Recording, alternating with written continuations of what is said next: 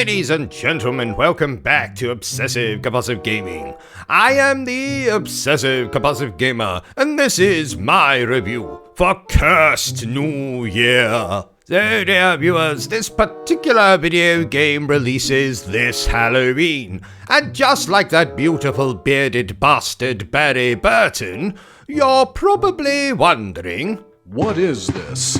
Cursed New Year is a new, albeit very short, psychological horror game in which we play as a children's entertainer, children's animator. I've no idea, I couldn't really pick it up from my playthrough of the game. Anyway, we walk around a spooky house and very, very spooky things occur.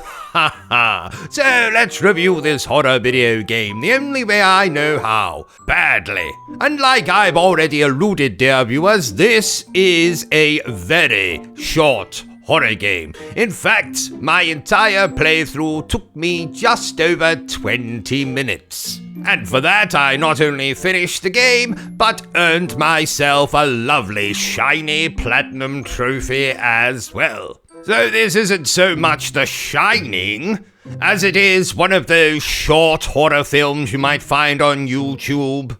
And that's not to say that short horror movies aren't any good. In fact, most of them are highly effective, as is this video game. This has all the hallmarks I've come to expect from one of these shorter horror video games. Not much in the way of storytelling, a lot of walking around, and plenty of jump scares. And some of the scares in this game are actually rather effective, as my soiled underpants will attest. This is fundamentally probably the same kind of horror experience you played many times in some of those lower budget horror titles. Find a key to go in this door. Oh no, the lights have turned off. Dear God, this corridor's going on forever. What the hell was that running out of the kitchen?